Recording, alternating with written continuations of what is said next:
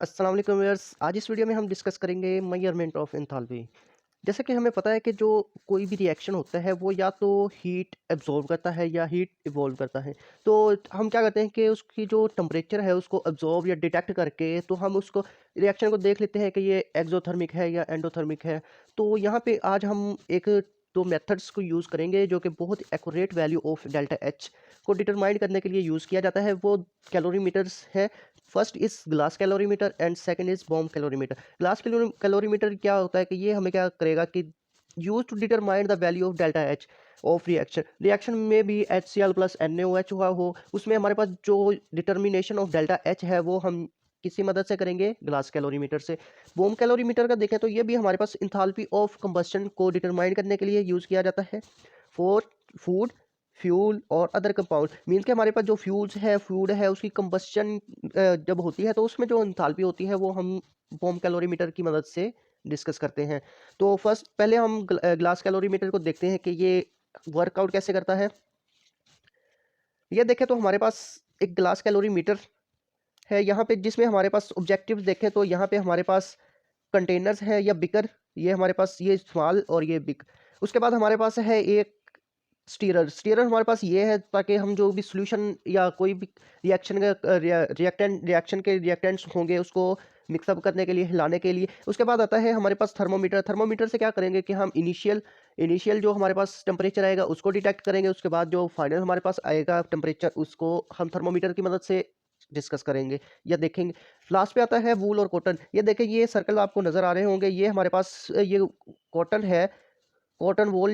ये हमारे पास जो भी कोई भी रिएक्शन होता है कि उसको अगर हीट एब्जॉर्ब हो रही है या हीट वॉल तो उसको मेंटेन रखता है। और लास्ट पे हम देखें तो ये हमारे पास एक लिड है, ये वाला, जिसे हमने इसे फिक्स किया हुआ है। अब देखें यहाँ पे हमारे पास जो वर्किंग कैसे होगी। सपोज हमारे पास ये यहाँ पे हमने क्या किया कि हाइड्रोक्लोरिक एसिड 1 मोल से 50 ml हमने हाइड्रोक्लोरिक एसिड इसमें ऐड किया बीकर में। तो हमारे पास जो ये हमारे पास जो भी टेम्परेचर आया है उसे हम नेम देंगे T1। जैसे ही हमने HCl को ऐड किया तो हम देखेंगे कि उसका टेम्परेचर कितना आ रहा है, तो हम उसको कह देंगे T1। उसके बाद क्या करेंगे कि NaOH sodium hydroxide, sodium hydroxide को भी हम हाइड्रोक्लोरिक एसिड में ऐड करेंगे। अगेन हम टेम्परेचर चेक करेंगे तो उसको हम T2 का नेम दे देंगे। अब यहाँ पे हमारे पास जो टेम्परेचर में चेंज आ रहा है उसको हम नेम देंगे delta T is equal to T2 minus T1। ये हमारे पास चेंज इन टेम्परेचर आ गया। उसके बाद देखें तो हमारे पास क्या देखें तो हमारे पास जो चेंज इन टेम्परेचर नाउन है। उसके बाद जो हमने अमाउंट यहाँ पे देखेंगे 50 ml हमने HCl लिया और 50 ml हमने सोडियम हाइड्रोक्साइड लिया। अब यहाँ पे हमारे पास टेम्परेचर जो है उसकी भी अमाउंट हमने डिटरमाइन कर ली है कि इतना डिफरेंस आया है। उसके बाद जो हमारे पास मैस ऑफ रिएक्टेंट है वो भी हमारे पास प्रेजेंट है। और साथ में हमारे पास जो स्पेसिफिक हीट ऑफ वाटर है तो वो भी हमें अननाउन होती है। तो हम इजीली जो अमाउंट ऑफ क्यू है हीट जो कि इवॉल्व या एब्जॉर्ब हो रही है उसको हम इजीली मेजर कर लेंगे। मेजर कैसे कर लेंगे कि हमारे पास जो क्यू होगा ये इक्वल होगा मैस, मैस जो कि हमारे पास मैस ऑफ रिएक्टेंट है। उसके बाद क्रॉस हमारे पास जो यहाँ पे हमारे पास जो specific heat of reaction mixture हुआ है, जब हमने HCl और सोडियम हाइड्रोक्साइड के मिक्सचर को मिक्सचर किया तो ये हमारे पास जो भी हमारे पास specific heat of reaction mixture आई वो हम एस से डिनोट कर देंगे। और चेंज इन जैसे ही हमने यहाँ पे ऐड किया तो हमारे पास जो टेम्परेचर था वो चेंज हुआ, तो सिंपली हम लिख लेंगे डेल्टा टी। यहाँ पे इजीली हम देख सकते हैं ये हमारे पास स्पेसिफिक जो भी मैस ऑफ रिएक्टेंट है, ये specific heat of reaction mixture है और ये हमारे पास चेंज इन टेम्परेचर आया है। तो हम इजीली क्या करेंगे कि यहाँ पे इस इक्वेशन से हम क्यू की वैल्यू इजीली डिटरमाइन कर लेंगे। अब यहाँ पे देखें तो एक वर्ड यूज किया जाता है हीट कैपेसिटी।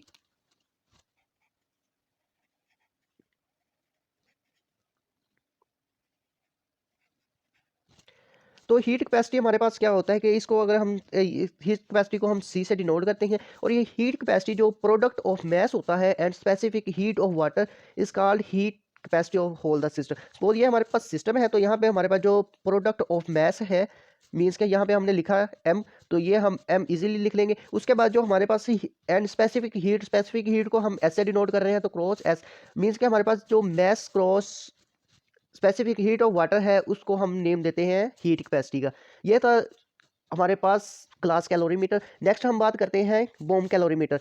बोम कैलोरीमीटर में हमारे पास जो इंस्ट्रूमेंट देखें तो बोम कैलोरीमीटर के इंस्ट्रक्शंस की बात करें तो हमारे पास यहाँ पे एक स्टील बोम है, उसके बाद हमारे पास एक ऑयल है जिसे हमने करंट प्रोवाइड करने के लिए एक वोल्टेज को यूज़ कर रहे हैं। बोम कैलोरीमीटर जिसके साथ फिक्स है sealing ring, stirrer, move out करने के लिए थर्मोमीटर, टेम्परेचर को चेक करने के लिए, और ये हमारे पास ये सारा वाटर है।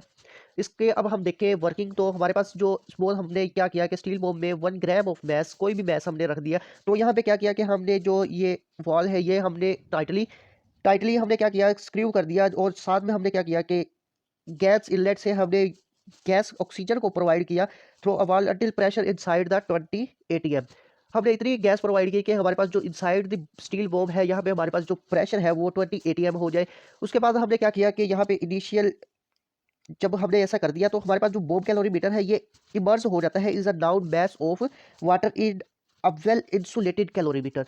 मींस के हमारे पास जो भी हमारे पास वाटर है ये हमारे पास आफ्टर टेम्परेचर 20 एटीएम, तो हमारे पास ये bomb calorimeter is immerse in a known mass of water in a well insulated calorimeter. तो इससे प्रोवाइड क्या होगा कि हमारे पास जो हमारे पास स्टेडी टेम्परेचर ऑब्टेन हो जाएगा जो हमें ये बोम कैलोरीमीटर अलाउ करेगा। उसके बाद जब हमारे पास स्टेडी टेम्परेचर आ जाएगा तो हम इसका क्या करेंगे कि थ्रो थर्मोमीटर, तो हम क्या करेंगे इसका इनिशियल जो हमारे पास इनिशियल टेम्परेचर आएगा T1 उसको हम डिटरमाइन कर लेंगे। उसके बाद क्या करेंगे कि हम ये जो हमारे पास टेस्ट सब्सटेंस है इग्नाइट इलेक्ट्रिकली, जब हमने यहाँ पे कॉइल में हमने करंट पास आउट किया तो उसके बाद जो after current through ignition coil the temperature of water which is stirred continuously, जो कि इंक्रीज हो रहा है या डिक्रीज हो रहा है, तो उसको हम डिटरमाइन करेंगे जिसे हम T2 का नेम देंगे।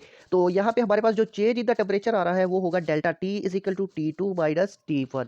अब यहाँ पे देखें तो हमारे पास जो कैलकुलेशन करें तो हमारे पास जो डेल्टा टी है इंक्रीज इन द टेम्परेचर, जैसे ही हमने यहाँ पे करंट को अप्लाई किया यहाँ से हमारे पास जो टेम्परेचर इंक्रीज हुआ इनसाइड द स्टील बॉम्ब, तो उसको टेम्परेचर और जो हमारे पास heat capacity C in kilo joule per kelvin, temperature और हमारे पास हीट कैपेसिटी ये हमारे पास of bomb calorimeter including bomb ये हमारे पास डाउन है। तो इसकी मदद से क्या कर लेंगे कि हम जो हीट या हमारे पास इतना क्यू आ रहा है वो हम इजीली डिटरमाइन कर लेंगे। वो कैसे, क्यू इज इक्वल टू सी जो कि हमारे पास हीट कैपेसिटी है, यहाँ पे हीट कैपेसिटी और जो हमारे पास टेम्परेचर इंक्रीज हुआ है क्रॉस डेल्टा टी। जो टेम्परेचर इंक्रीज किया तो हमारे पास चेंज इन द टेम्परेचर आए तो उसको हम करेंगे डेल्टा टी।